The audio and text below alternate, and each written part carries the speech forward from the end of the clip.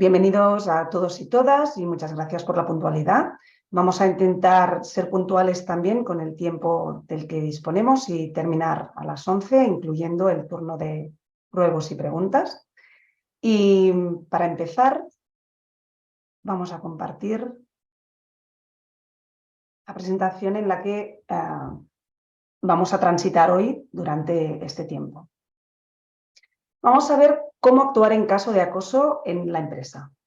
Entonces, para ello, lo que queremos hacer es trazar este itinerario que os ha comentado Paula, trabajando la normativa y hablando un poco del contexto que ha empujado al gobierno a trabajar esto de forma normativa, así como determinar qué es acoso laboral, qué es acoso sexual y qué es acoso por razón de sexo o género. Vamos a hablar también del protocolo y de sus obligaciones de registro, así como qué tipo de formación y sensibilización hacemos en YouRock en esta materia. Entonces, empezando, como normativa, podemos ver, seguramente todos ya conocéis, venimos de lejos en materia de riesgos y de seguridad de salud en el trabajo, cuando ya en la Ley de Prevención de Riesgos Laborales del año 95 se empezó a trabajar en esta línea de seguridad de salud en el trabajo, que también incluía estas materias, pero de forma genérica. No se definían como se definió más tarde en la Ley Orgánica de Igualdad de 3/2007, en la que ya en el artículo 48 se especificaba las medidas para prevenir la comisión de delitos en el ámbito laboral contra la libertad sexual y la integridad moral, es decir, acogiendo los distintos acosos que hoy veremos. Pero la realidad es que tras 2007 y tras esta ley orgánica que era muy completa pero general y no detallaba medidas al respecto, no hubo mucha aplicación práctica en las empresas, como vosotros mismos sabéis. No fue hasta el Real Decreto Ley de 2020, el 901/2020, disculpadme, en el que a través del tema de los planes de igualdad se incluyó en el diagnóstico obligatorio de los planes de igualdad la obligación de trabajar en materia de acoso, es decir, revisar qué tipo de procedimientos o medidas se estaban estableciendo en la empresa a día de hoy y publicarlo en el propio plan de igualdad. Hablando tanto del acoso sexual específicamente y del acoso por razón de sexo, por lo que ahora veremos. Y un poco más adelante, en la Ley Orgánica de Libertad Sexual de octubre de 2022, se hablaba de las medidas dirigidas a evitar cualquier tipo de discriminación laboral, evitando específicamente otra vez el acoso sexual y el acoso por razón de sexo. Esto es en cuanto a la normativa y que es independiente del Código Penal. ¿Qué nos encontramos? Que la normativa está avanzando y, por ejemplo, este año, el 28 de febrero de... disculpadme. 28 de febrero de este año apareció la nueva Ley Trans 4/2023, en la que se habla de la igualdad de los colectivos trans y LGTBIQ+, en los que se les iguala estos derechos de acoso, o sea, en materia de acoso, aparte de otros muchos derechos de los que ya hablamos la semana pasada. De hecho, entrando un poco más al detalle en lo que es la ley, esta ley orgánica que os mencionaba, 4/2007, de 22 de marzo, ya apuntaba claramente a promover condiciones de trabajo que eviten la comisión de estos delitos, y especialmente en materia de acoso sexual y por razón de sexo. Pero como os decía, por ejemplo, en esta ley orgánica 10/2022, claramente se especificaba la sensibilización y formación para la protección integral de las personas frente a las violencias sexuales a todo personal y su servicio. Es decir, estos son los ejemplos que nos determinan cómo se ha ido desplegando la normativa cada vez de forma más específica. De hecho, esta ley que os mencionaba, nueva, de 4/2023, de 28 de febrero, aparte de incluir este colectivo LGTBI e igualarlo en materia de derechos en los planes de igualdad, no reconoce la responsabilidad de las empresas a tomar medidas de protección ante la discriminación dirigida a estos colectivos que se han considerado igualmente vulnerables. Además, han añadido una nueva tipificación de conductas discriminatorias y acoso, como son la orientación sexual, la identidad sexual, o la expresión de género y características sexuales, que se han considerado infracciones muy graves. El hecho es que esta novedad, que ya es normativamente vigente y que va a ser obligatoria para todas las empresas a partir del 2 de marzo de 2024, todavía no se ha desplegado de forma efectiva. Estamos esperando a que el Consejo de Participación de Personas LGTBI, que trabaja junto al Gobierno, nos dé el reglamento a desplegar esta materia. El hecho es que la obligación está, pero debido a la proclamación de las nuevas elecciones, el 23J, creemos que vamos a tener que esperar todavía unos meses para ver este reglamento discriminado en medidas concretas, según estas recomendaciones que ya describe la propia ley y que vamos a ir viendo. Pero la verdad es que estos próximos meses van a ser bastante movidos en esta materia por el hecho de que la obligación está, pero no sabemos cómo articularla. Vamos a ir trabajando en ello. Desde YouRock, por ejemplo, antes incluso de que se publicara esta ley, a nuestro entender, estos colectivos eran vulnerables, ya lo habíamos visto así, de forma que los protocolos de acoso que hemos propuesto e implementado en las empresas en las que hemos trabajado ya incluían estos colectivos. De alguna forma, creemos que el sentido común y tal como se ha ido articulando los planes de igualdad en estos últimos años, con sus obligatoriedades para las empresas de más de 50 trabajadores, ya nos han dado esta perspectiva de trazar no solo la protección del colectivo vulnerable, que es la mujer, sino también de este colectivo. Y por lo tanto, ya los hemos ido incluyendo. Y avanzando un poco más, seguimos trazando novedades de forma normativa. La última es la entrada en vigor el 25 de mayo de 2023 del convenio 190 de la OIT, al cual nuestro país está adherido. Esta implementación o entrada en vigor a día de hoy todavía está en espera de legislación nacional. Nos va a pasar como con la Ley Trans 4/2023, que vamos a ir viendo cómo se despliega normativamente.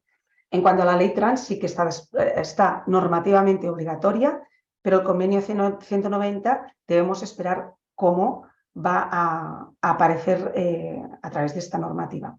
Pero lo que sí que ya podemos apuntar es hacia dónde vamos. El convenio 190, disculpadme, es que tengo la garganta un poco afectada.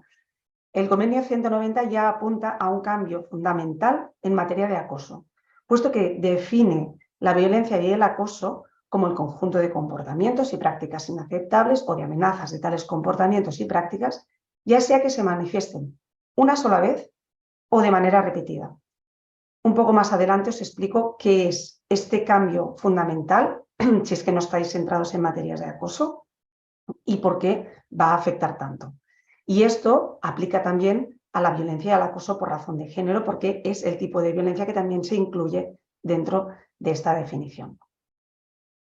Porque la realidad es que esta normativa ha sido necesaria porque existe un contexto en nuestro país que determina que sí, existe acoso. Vamos a ver algunos datos. En algunas de las formaciones, por ejemplo, nos preguntan ¿por qué tenemos que trazar esta línea tan clara de acoso sexual o de discriminación por sexo enfocado únicamente a la mujer? Pues los datos son, por ejemplo, estos. Como podéis ver, el Eurofund este año, en febrero de 2023, publicó los datos de comportamiento comportamiento social adverso en el ámbito laboral, así es como lo determinaron, trazado y segregado por sexo. Entonces, en hombres, esta primera línea nos indica que en hombres están estas conductas se encuentran en el ámbito laboral alrededor de un 11%, cuando en mujeres se encuentra casi en un 15%. En cuanto a los hombres, cuando desgregamos esta información y hablamos de amenazas o abusos verbales, nos encontramos con un 8,4%, en las mujeres un 10,3%. Se repite esta pequeña diferencia en positivo para las mujeres. En cuanto a bullying o a violencia como tal, otra vez las mujeres tienen un poco más, casi 2% más de violencia en el trabajo. Pero ya cuando llegamos a lo que es violencia sexual, es 3%, disculpame, 3 veces mayor en mujeres que en hombres. Este tipo de datos son los que, han obligado al gobierno a determinar que esta materia es urgente e importante en este colectivo vulnerable. Y de aquí la diferencia. No quiere decir que no exista para los hombres, obviamente, pero ahora es urgente e importante trazar una clara línea de protección a este colectivo. Porque claro, venimos de una perspectiva cultural, que lo que obliga es a trabajar para evitar que suceda, obviamente, pero también para evitar la inversión de la culpabilidad y el estigma. Vamos a ver un ejemplo. El propio Ministerio en 2017 estaba trazando una campaña de menores sin alcohol en la que hizo una segregación por sexo para llegar de forma más efectiva con esta información y apelar a la conciencia de los padres en cuanto al consumo de alcohol en sus menores. Hablando claramente de este porcentaje del 68,2% de menores que consumen alcohol y trazando, por ejemplo, esta frase de su consumo continuado ocasiona daños físicos y genera conflictos familiares, pero tranquila, tu hijo seguro que no bebe, ¿verdad? Esto en sí no sería tematizable en cuanto a acoso o en cuanto a diferencia en acoso por razón de género, por ejemplo. Pero cuando vemos la versión en femenino, lo que podemos ver es que la información es exactamente la misma, pero la consecuencia de beber alcohol para una mujer es que tras su consumo se constata un mayor número de relaciones sexuales sin protección o no consentidas. Esto lo que evidencia es una doble victimización. El hecho de que la mujer beba justifica que el hombre pueda abusar de ella. Entonces, aquí todavía tenemos materia para trabajar, como podemos ver, porque la propia administración todavía está, digamos, en paños verdes en este sentido. De hecho, la Xunta de Galicia, creo que fue en verano cuando hizo esta campaña, que se hizo viral el 25 de noviembre de 2022, por ser el Día contra la Violencia a la Mujer, en la que hablaba de que si te vistes con mallas de deporte y vas a correr por la noche, ¿qué sucede ahora? Pues no debería pasar, pero pasa. Este tipo de ejemplos lo que nos obvia es que nuestro contexto sociocultural avala las violencias sexuales de tal forma y lo vivimos de forma tan transparente que incluso lo publicitamos desde los gobiernos. Tenemos mucho trabajo que hacer al respecto, porque el acoso es una realidad en nuestra sociedad, porque es más habitual de lo que creemos. Y, por ejemplo, el propio CSIC, en datos de 2019, arrojó estos datos de las trabajadoras de las administraciones. Conviven a diario la mitad de las trabajadoras con situaciones sexistas.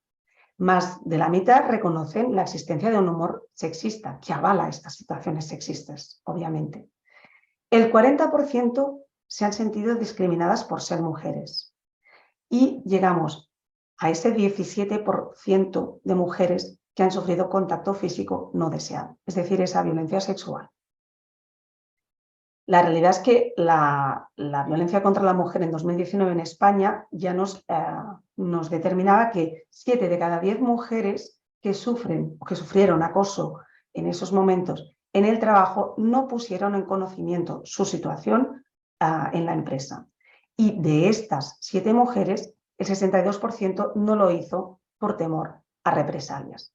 Es decir, tenemos mucho trabajo en el ámbito laboral para llegar a conseguir que este acoso, que es una realidad, como podéis ver, salga a la luz y se pueda trazar una línea de medidas para que deje de suceder.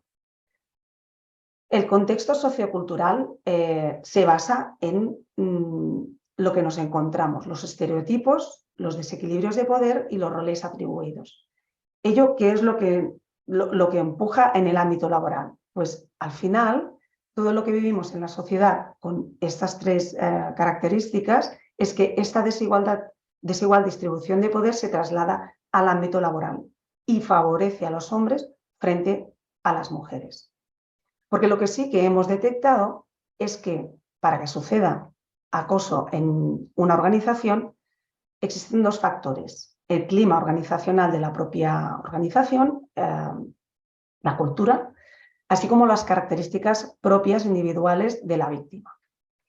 En cuanto a cultura de la organización, si la cultura transmite un liderazgo autoritario, es una plantilla masculinizada, no se persiguen las situaciones de abuso de ningún tipo.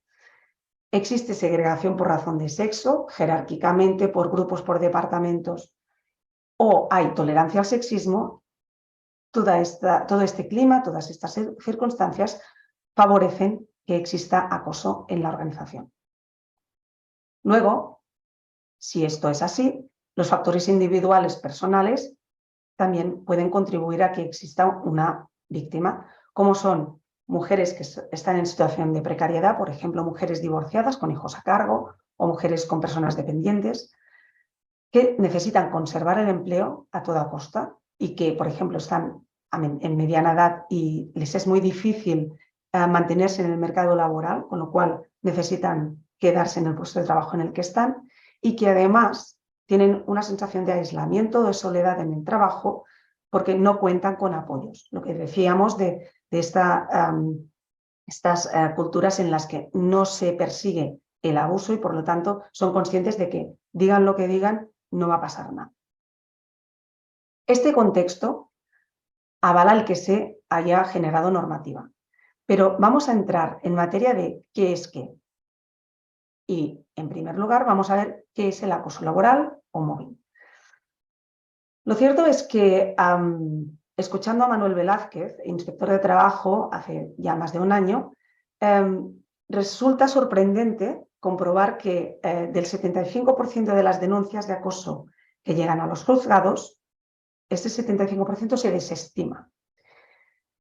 Ya hace tiempo que tanto los inspectores de trabajo como los peritos forenses han estado trabajando para intentar entender qué es lo que pasa y por qué estas denuncias se acaban desestimando, cuando podrían ser perfectamente un acoso. Vamos a ver cómo se define el acoso moral.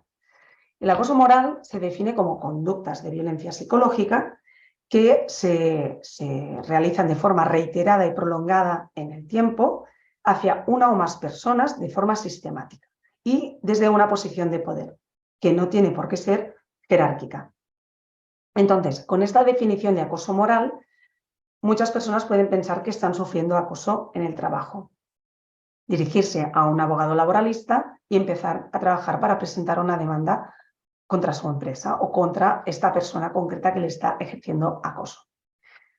Decíamos que este tipo de acoso es desde una situación de poder, pero se tipifican los distintos acosos como descendente, horizontal y ascendente porque pueden ser acosos no determinados por la jerarquía. El acoso descendente es el que viene por parte de un superior jerárquico sobre uno o más profesionales. El horizontal es entre colegas de la misma línea jerárquica y el ascendente es de un profesional o un grupo de profesionales que ejerce el acoso frente a su superior jerárquico que existe. Y finalmente tenemos el acoso mixto porque la realidad nos evidencia que cuando existe un acoso descendente, al final no es solo descendente, sino que es mixto, incluye el horizontal, porque cuando hay acoso por parte de un jefe, es conocido y de una forma tácitamente apoyado por los compañeros, de forma que podemos incluir estos compañeros como acosadores. en cuanto silencian la situación. Y por eso se le llama acoso mixto. Os decía que el 75% de las demandas de acoso que llegan a judicializarse se desestiman. ¿Por qué? Los peritos expertos, cuando trabajan una situación de acoso que les llega, trabajan estos elementos que veis aquí. Elementos objetivos, que son probar que existe reiteración en esa conducta o esas conductas de violencia psicológica, que es prolongado en el tiempo. Y por otra parte, tratan de evidenciar con las pruebas de las que se disponen a través del abogado laboralista ese elemento subjetivo que es que medie intencionalidad y que se persiga el fin de dañar a la persona o que finalmente se desvincule de la empresa.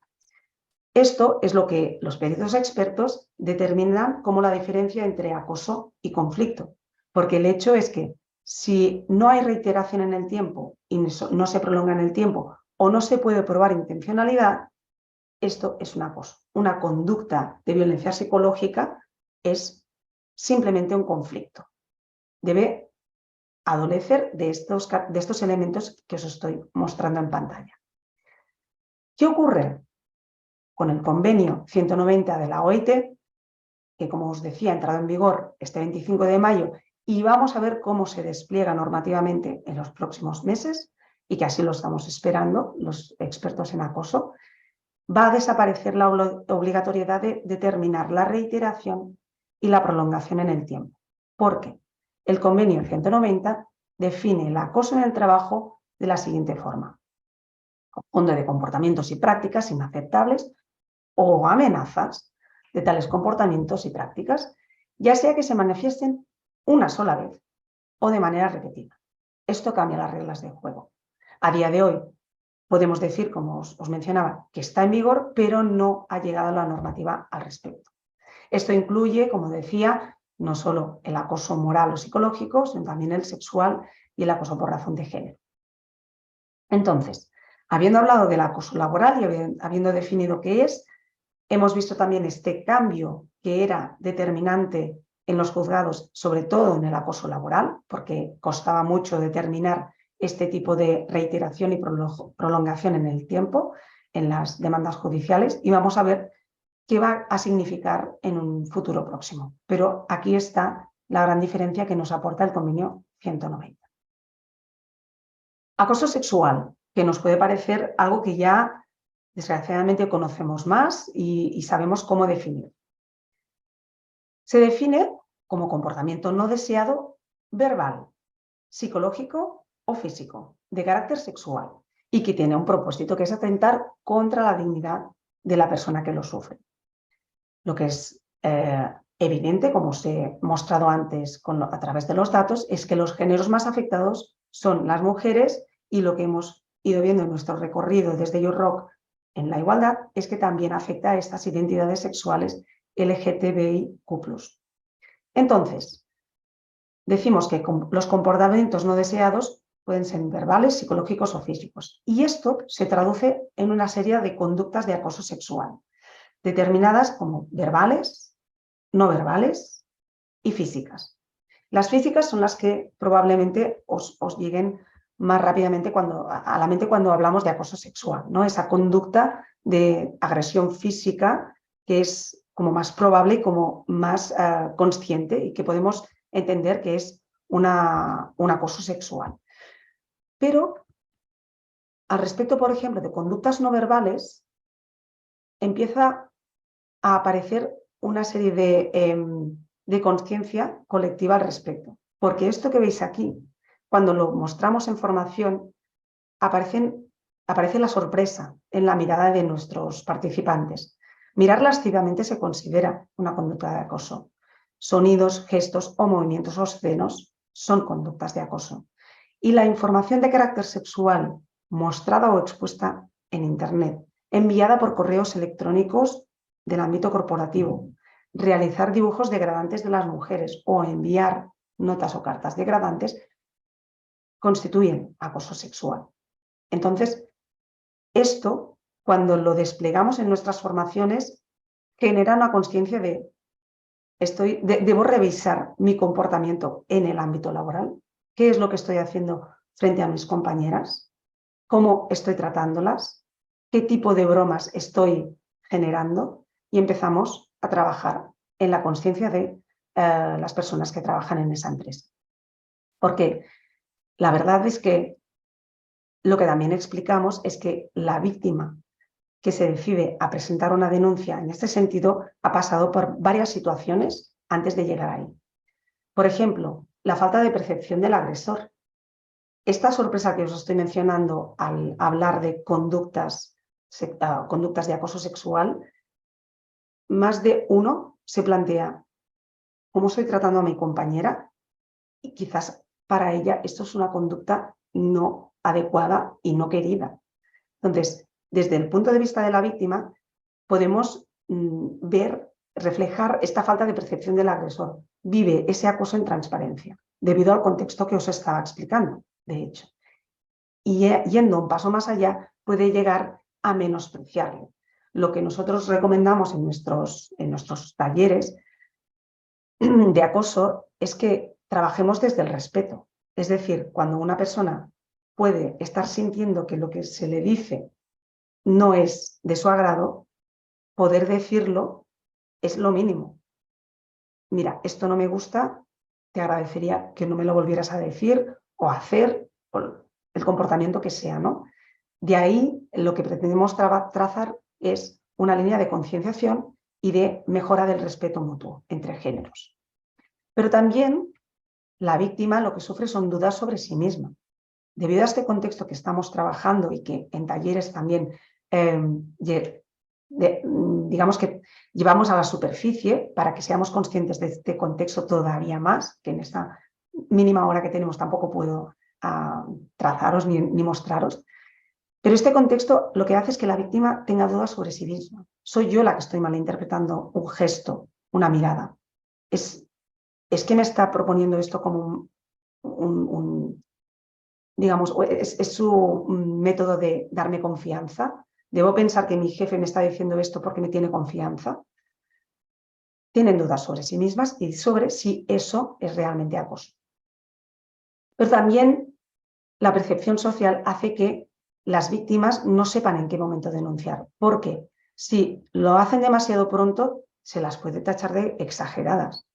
Si lo hacen demasiado tarde, claro, pero es que esto, a ver, igual a ti ya te convenía.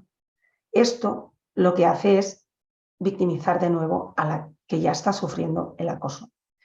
Y como no, el clima de la organización, por ejemplo, he puesto este ejemplo que ya habéis visto, es el que culpabiliza doblemente, ¿no? Hablamos de que cuando una persona recibe un acoso sexual, bueno, claro, es que va vestida como ¿qué pretendes que pase si va vestida así? Esto no justifica un acoso. Y así lo decimos muy claramente en nuestras formaciones. Y queremos que quede muy claro, porque como habéis visto, cada vez más la normativa está arrojando herramientas y posibilidades para que dentro del ámbito laboral el acoso no sea una realidad, o sea, el mínimo. Y finalmente llegamos al acoso por razón de género. ¿Cómo se define este acoso? Es el acoso por tener un género distinto. Es generar este entorno intimidatorio, hostil, humillante o ofensivo y no tiene una connotación sexual. La connotación sexual es para únicamente el acoso sexual. Otra vez, los géneros más afectados son los mismos. Las mujeres, que es lo que ya está claramente tipificado de forma normativa a través de este itinerario normativo que os he mostrado, pero también otras identidades sexuales. Porque el acoso por razón de género es este etiquetaje que tenemos por el contexto sociocultural. Trazar esta línea de ¿qué habrá hecho esta para llegar a ser jefa? O un homosexual es imposible que pueda estar en un entorno masculino y hacer el trabajo de la misma forma que un hombre que se considera heterosexual, heteronormativo, digamos. Entonces, cuando hay cualquier tipo de discriminación en este sentido, no promoción laboral, este tipo de comentarios en una reunión, esto es acoso por razón de sexo o género. Claramente, estos dos tipos de acoso tienen que ver con una situación de discriminación respecto al género, en un caso, y en otro caso, en un ámbito sexual. Y pasando ya al protocolo y su registro. Vamos a ver qué es lo que nos ha traído la norma en cuanto a protocolos de prevención, detección y actuación en caso de acoso. Normativamente, como ya hemos comentado, es obligatorio para todas las empresas o autónomos empleadores el tener un protocolo de acoso. Es competencia de recursos humanos en las empresas en las que exista este departamento y lo que pretende es prevenir y actuar dentro del ámbito laboral en los casos de acoso sexual y por razón de género. Porque el protocolo que se ha tipificado en la Ley 03/2007 y según el Real Decreto 901/2020, se tipifica claramente tener este protocolo frente a acoso sexual y por razón de género. Lo que nosotros vamos haciendo desde hace tiempo ya es incluir el acoso laboral dentro de este mismo protocolo, ¿vale? Pero es decisión de la propia organización si quiere tener un protocolo distinto que sea única y exclusivamente relacionado con el acoso laboral. ¿Cuáles son los objetivos de este protocolo? Pues prevenir estas acciones, también identificarlas, porque en el propio protocolo se detallan de una forma específica, pero no general, no están todas las situaciones, pero sí se dan ejemplos. Identificar estas acciones intolerables dentro de la empresa, dar soporte a las víctimas para que ese 62% del 70% que no pone en conocimiento de la empresa su situación de acoso ya no sea por miedo a represalias. Es decir, las empresas van a promover este soporte activo a las víctimas. También se determinan las medidas oportunas de una forma genérica, porque vamos a ver que en cada caso debemos tener en cuenta qué tipo de medidas vamos a emplear, pero sí se pueden determinar de forma genérica y también de alguna forma llegar a determinar no solo quién va a generar estas sanciones, sino también articular un poco cómo. Entonces, cuando hayamos hecho este protocolo, tendremos obligación de registrarlo en función de si tenemos obligación de registrarlo porque tenemos un plan de igualdad o bien no tenemos plan de igualdad, que puede pasarnos porque todas las empresas están obligadas a tener el protocolo de acoso y se pueden encontrar con las dos situaciones. En organizaciones con plan de igualdad, debido al diagnóstico, vamos a comprobar ya si tenemos protocolo de acoso o no. En caso de que lo tengamos, lo más lógico es que lo registremos en el RECCON. En organizaciones sin plan de igualdad, es decisión de la empresa solicitar el registro de forma voluntaria. En nuestro itinerario en materia de igualdad en YouRock, lo que hemos visto es que aparecen otros protocolos relacionados. Existe el protocolo por acoso sexual y por razón de género, que como os mencionamos para nosotros también incluye el del acoso laboral, que sí es obligatorio, como os estamos comentando, y que tiene como ánimo principal ser el canal de denuncias o quejas por acoso. Los responsables de este acoso, o los responsables en primer término de llevar a cabo las acciones de este acoso, son la comisión instructora, que son quienes recogen las denuncias, realizan la investigación, mantienen un archivo de las mismas y realizan una vigilancia de las acciones y acuerdos definidos en cada denuncia. Luego tenemos también empresas que nos han pedido ir un paso más allá y nos han pedido protocolos de actuación frente a situaciones de violencia de género, que son protocolos que apoyan a estas situaciones de acoso en víctimas que trabajan en nuestra empresa pero que tienen esta violencia de género en sus ámbitos privados. No es obligatorio el protocolo, pero sí que es un cambio proactivo de soporte a las víctimas. De forma que en algunas empresas que ya están muy concienciadas en materia de igualdad nos han pedido este protocolo, así como formaciones al respecto. También tenemos el manual de lenguaje inclusivo, que es recomendable y que apoya el cambio contextual y el cambio de cultura organizativa. Porque lo que sí que vemos es que cuando empezamos a hablar distinto, empezamos a accionarnos distinto. Entonces, entrando un poco más en el propio protocolo de acoso, sí que debemos tener en cuenta qué ámbito y qué lugares de aplicación nos afectan. El ámbito son todas las personas, tanto internas como externas, es decir, personas que estén subcontratadas, personas a trabajo temporal. Y recibir acoso por parte de clientes, proveedores, pacientes incluso en el ámbito sanitario, se considera pues, que es del ámbito de la empresa. Esa persona está recibiendo acoso porque está en la empresa, porque está ese tiempo obligatoriamente en la empresa. ¿Y en qué lugares se determina? Pues el propio lugar de trabajo, sea público o privado, y espacios derivados, así como en las comunicaciones, aunque sean virtuales, lo que se determina ciberacoso, los desplazamientos por trabajo, los viajes de trabajo, así como el alojamiento proporcionado durante estos desplazamientos y el trayecto trabajo-domicilio, que más de una ocasión se incluye. Porque tenemos en nuestro protocolo este ámbito de a quién afecta y en qué lugares puede darse el acoso y debemos tener en cuenta, pero quién es que tiene que evaluar qué es lo que pasa en materia de acoso. La comisión instructora, como os decía antes. ¿Quiénes son la comisión instructora? Se define como la comisión que va a realizar todo el proceso de recoger denuncias, es decir, ser el canal de denuncias, investigar, dar una resolución a la dirección para que tome la decisión y las sanciones necesarias al respecto, archivar esos casos y hacer un seguimiento a posteriori. Esta comisión debe estar formada por de 3 a 5 miembros y deberían ser personas que dentro de la empresa tuvieran una formación o experiencia en materia de igualdad. No se ha determinado de forma normativa el tener que formarse en un curso concreto de igualdad, pero sí que deberían ser personas con sensibilidad suficiente al respecto de esta materia y no solo con esa sensibilidad, sino que tuvieran esa formación. De ahí que AYOROC se nos ha pedido desde hace ya un tiempo formar a la comisión instructora en todas sus responsabilidades y en cómo deben articular una denuncia cuando la reciben. Estos miembros se deben elegir entre estas diferentes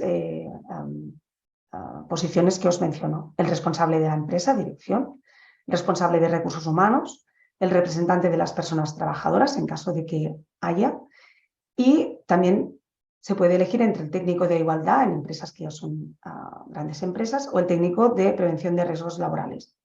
También se puede elegir, cuando la empresa es muy pequeña, incluir un experto externo que nos ayude en esta materia.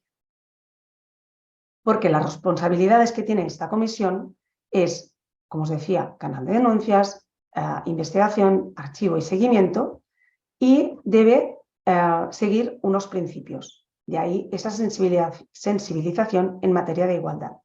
Esos principios de respeto, confidencialidad, seguir el procedimiento sin salirse de la norma, porque es necesario para que ello pueda ser una línea ejemplar. Y ellos mismos, como miembros, deben dar ejemplaridad de comportamiento al respecto de este tipo de acosos. De hecho, la forma de actuar que se le debe suponer a una persona, a un miembro de la comisión instructora, es esta imparcialidad, eficiencia y rapidez a la hora de actuar. Deben ser personas que tengan la escucha activa y que sean asertivas al respecto de esta materia, sin duda. Deben ser capaces de generar feedback, tanto en la persona supuestamente víctima como en la persona supuestamente acosadora, y durante la investigación ejercer esta protección bidireccional hasta que no se demuestre que existe acoso efectivo. Además, estas personas de la comisión de instrucción deben mantener estos dos principios. El principio de abstención. Cualquier miembro de la comisión será recusado por él mismo o por alguna de las dos personas que estén incluidas en el proceso, la persona que denuncia o la persona supuestamente acosadora, cuando haya parentesco, consanguinidad, afinidad, amistad o enemistad, o que alguna de las personas afectadas así lo considere. Aunque el miembro de la comisión no lo considere, Si la persona afectada no se siente cómoda con ese miembro, puede pedir recusación. Y obviamente el principio de confidencialidad. Una denuncia va a ser totalmente confidencial. Entonces, se pide esta confidencialidad y se mantiene a través de los códigos numéricos, es decir, se mantiene el archivo únicamente a través de los códigos numéricos y se garantiza este secreto y esta confidencialidad, pero sí se debe ejercer esta confianza por parte de los miembros de la comisión instructora ante la víctima de que deben ejercer no solo la confidencialidad, sino confianza para que la víctima sepa que su proceso no va a ser anónimo, es decir, esa víctima va a tener que aparecer ante la comisión instructora, va a tener que explicar su caso, relatar los hechos, pero sí se va a mantener estrictamente confidencial a lo largo del proceso y al final, durante el archivo y el seguimiento posterior. Y pasando un poco más allá, cuando ya tenemos la comisión instructora determinada y definida y cuando ya sabemos cómo trazar el protocolo, cómo tiene que ser este protocolo, llegamos a ver diferentes tipos de medidas. El propio Real Decreto 901/2020 nos determina 3 tipos de medidas. Medidas preventivas.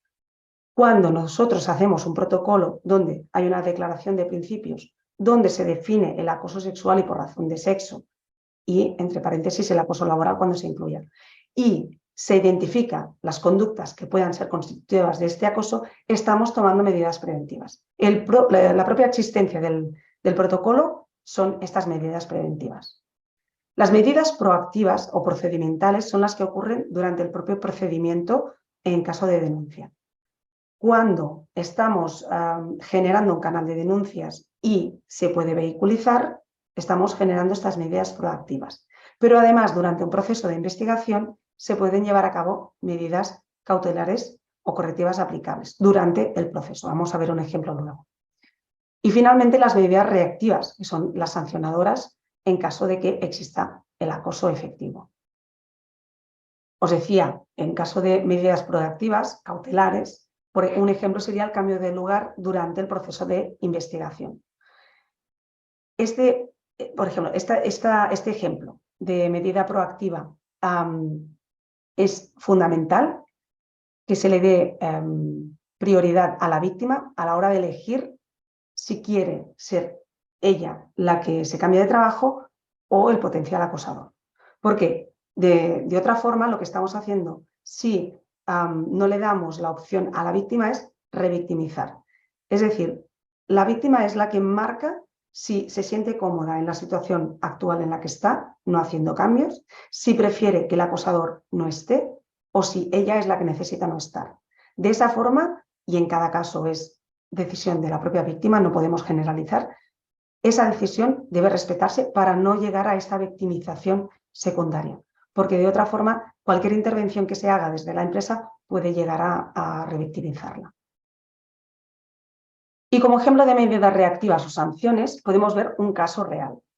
En caso de acoso probado, por ejemplo, estas sanciones, vamos a ver este caso luego, el Estatuto de Trabajadores en el artículo 54 ya habla de forma generalizada de traslado, desplazamientos, cambio de trabajo, suspensión de trabajo y sueldo, limitación temporal o total para promocionar o incluso el despido disciplinario. Pero este ejemplo de sanciones por parte del Estatuto de Trabajadores es potestad de la propia empresa definirlo como quiere trazarlo. De hecho, es potestad, según los protocolos que nosotros trazamos, es potestad única y exclusivamente de dirección. Un ejemplo reciente de sanción. En este caso, en septiembre de 2022, el Tribunal Superior de Justicia de Galicia ratificó la sanción impuesta por la empresa a un trabajador que simplemente utilizó un lenguaje sexista durante una conversación de Teams con una compañera de trabajo, utilizando esta expresión francesa de promoción canapé, refiriéndose a ella misma, pero directamente, como vais a ver.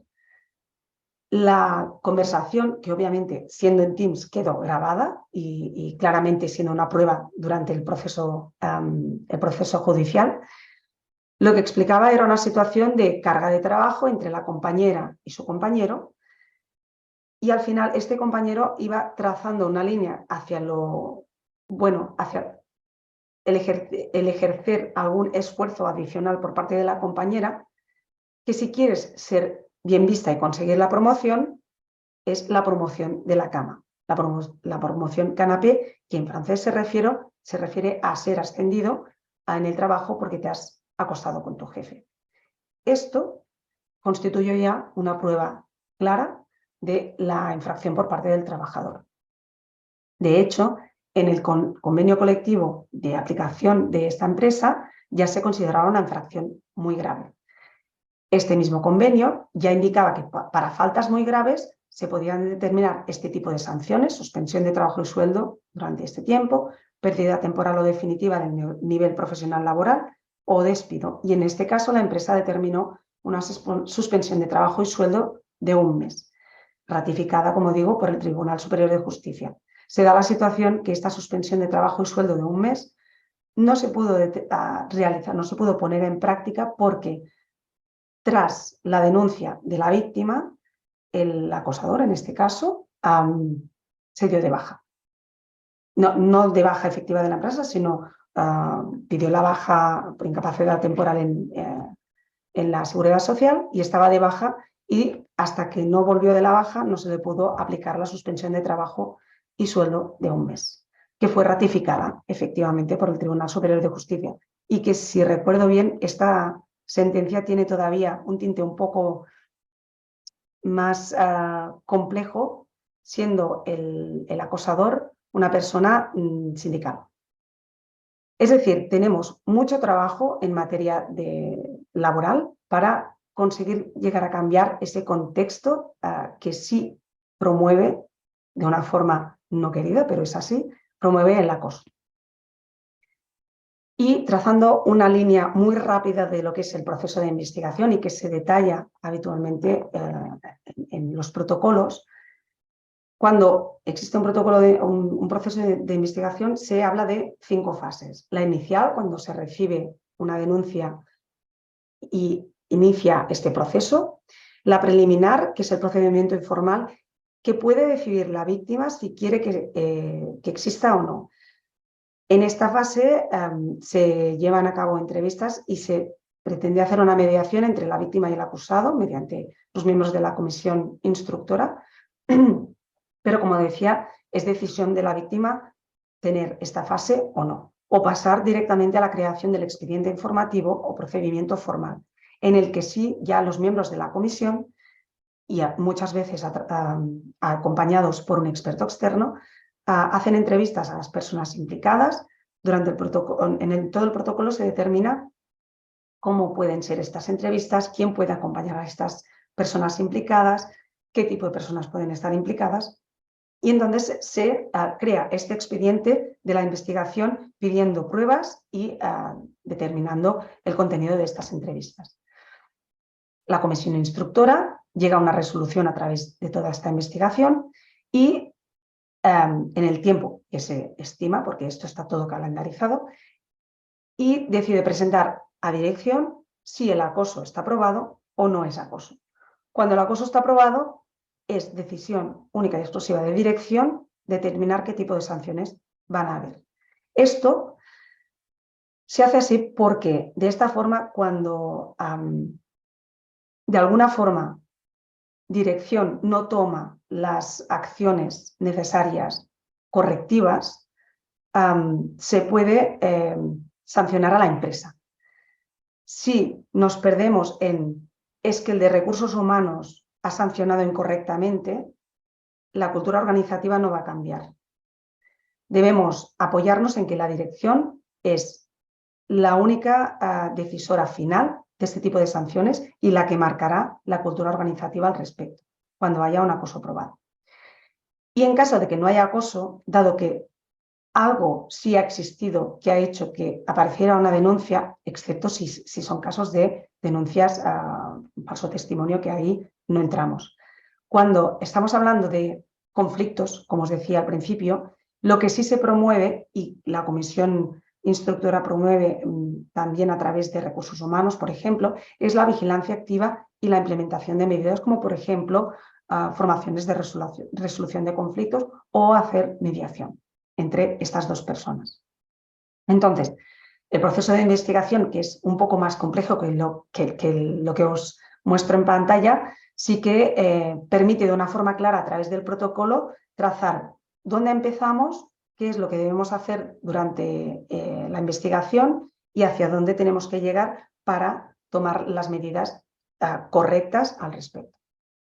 Entonces, esto es lo que os quería presentar en materia de acoso. ¿Qué ocurre? Cuando los planes de igualdad se han activado y han activado también las formaciones en empresa en materia de igualdad y acoso, nosotros nos activamos ya en formación y sensibilización en acoso en la empresa. ¿Cómo desplegamos la formación? Desplegamos la formación de dos formas, de forma especializada y de forma genérica. Especializada, ¿por qué? Porque, como habéis visto, existen responsabilidades, la comisión instructora, dirección, líderes, también líderes de equipo, que necesitan entender no solo la normativa legal, sino cómo funciona el protocolo y qué tipo de responsabilidades les recaen a ellos. Pero luego también necesitamos trabajar la plantilla al completo, es decir, trabajar ese contexto y esa cultura organizativa que está promoviendo el acoso. De alguna forma, en esos talleres lo que pretendemos es sensibilizar para prevenir ese acoso entre los miembros de la organización y que el canal de denuncias sea una realidad activa. Entonces, lo que nosotros desde YouRock hacemos es formaciones especializadas, que es una formación tipo curso, puede ser presencial o online, el acoso para la comisión de instrucción, la que tiene que tener muy claro cómo funciona el acoso, cómo es la normativa, qué tipo de sanciones vamos a poder promover a dirección cuando exista un acoso, dónde nos podemos apoyar durante la investigación, cómo debemos hacerla, en qué tiempos, etcétera, etcétera. Esto va acompañado siempre del propio protocolo de la empresa, obviamente. Y luego tenemos el acoso para líderes. ¿Por qué? Por lo que estamos mencionando. Existe la comisión de instrucción, que es la que se hace cargo del acoso, pero también los líderes deben ser conscientes de cómo deben actuar cuando existe acoso en sus equipos o que están promocionando ellos para que exista acoso o que ellos mismos estén generando acoso. Y luego tenemos los talleres de acoso que promovemos que sean en presencial, que incluyen tanto el enmarcar el acoso laboral o móvil como los acosos sexuales y por razón de sexo o género. Y que además, y no está descrito aquí, disculpadme, normalmente incluimos también cuando la empresa así lo pide, la inclusión de la violencia de género, tanto si tiene el protocolo como si simplemente se quiere formar a la plantilla en esta materia. Por lo tanto, desplegamos de esta forma la formación desde YouRock. Esta sería la pantalla de resumen de lo que os acabo de definir. ¿Y cómo lo hacemos o qué hacemos en YouRock?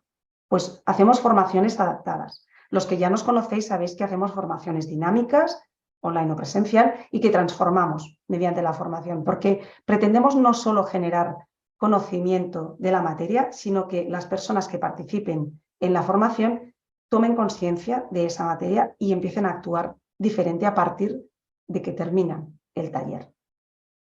¿Y cómo lo hacemos? Pues son formaciones dinámicas y transformadoras. Los que llegan a un taller entienden, comprenden y además se llevan esa conciencia para actuar diferente. Y generamos confianza desde el minuto 1. Somos muy estrictos en cuanto a los objetivos que nos ponemos y, por lo tanto, desde el principio trazamos esa clara línea hacia los objetivos adaptados y acordados con la empresa. Y los que nos conocéis sabéis que cuando hacemos un taller, los equipos salen muy energizados y conscientes y con conocimientos en la materia.